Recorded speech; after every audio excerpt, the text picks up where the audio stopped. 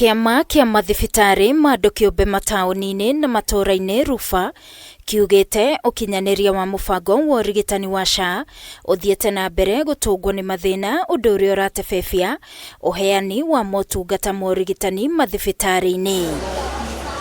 Kiama giki NIKIURITIE URUGAMIRIRI wa mubango wa SHA oro undu umwe na Ministry ya UGIMA wa MWERI kurekagiriria marihi ma motungata ma SHA na oho kurihwo kwa mathiri mothe ma NHIF gugikinyiria muthia wa mwaka uyu guku makienda mutambo wa NHIF uhingurwo. In the next 2 weeks, all NHIF liabilities that are owed to hospitals must be reconciled.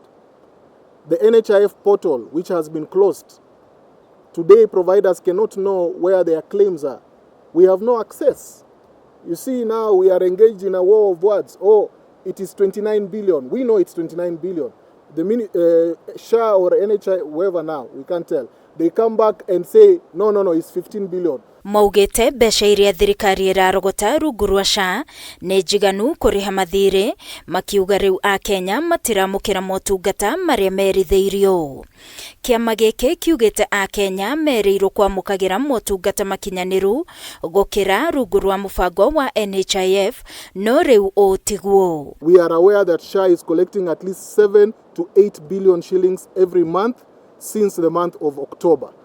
We are asking, if you make a public statement and you say you have released 1.3 billion to pay hospitals, even if you say you have released 3.7 billion to pay hospitals, where is the other 4 billion? Where is that money going? What is that money being spent on? Tuko tayari kutoa huduma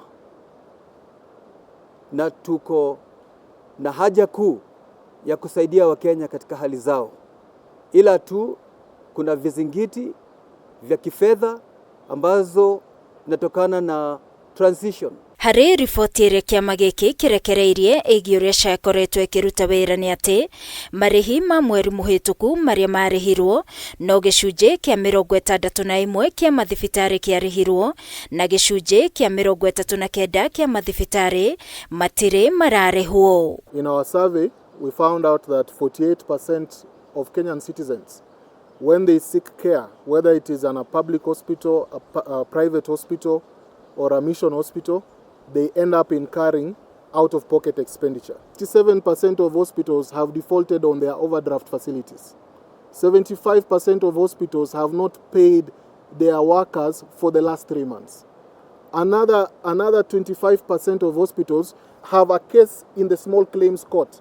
Now, small claims court means, value less than a million shillings. They are being sued for 100,000, 50,000, 30,000, and they just don't have the money to meet it. Gerifotera Kameme TV ni njitagwo Wangui wa MWIRI.